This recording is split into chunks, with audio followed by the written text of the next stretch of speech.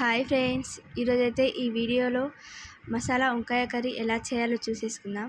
ముందుగా ఒక ప్యాన్ తీసుకొని అందులో 5 లవంగాలు, జీలకర్ర, మిరియాలు, అలాగే దాల్చిన చెక్క, సాజీరా, ధనియాలు, 4 ఇలాచీలు మరియు పల్లీలు వేసుకొని బాగా వేయించుకోవాలి. మళ్ళీ అదే ప్యాన్లో కూడా నువ్వులు వేసుకొని వేయించుకోవాలి.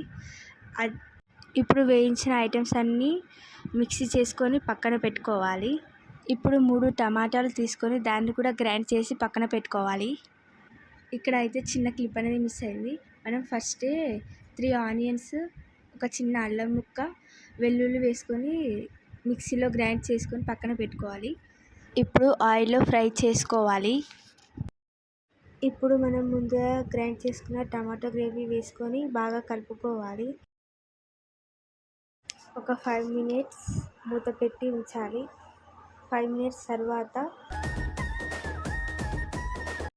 ఇప్పుడు కొంచెం పసుపు వేసి దాన్ని బాగా కలుపుకోవాలి. ఇప్పుడు మనం ముందుగా గ్రైండ్ చేసుకున్న నువ్వుల చట్నీ వేసి బాగా కలుపుకోవాలి.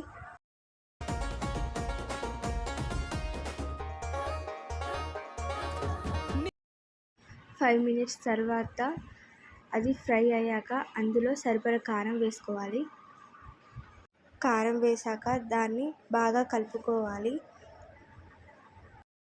మనం ముందుగా రెడీ చేసిన చింతపులుసు అండ్ కొన్ని వాటర్ యాడ్ చేయాలి. ఇప్పుడు ఒక 5-10 మినిట్స్ దాన్ని బాగా ఉడకబెట్టాలి.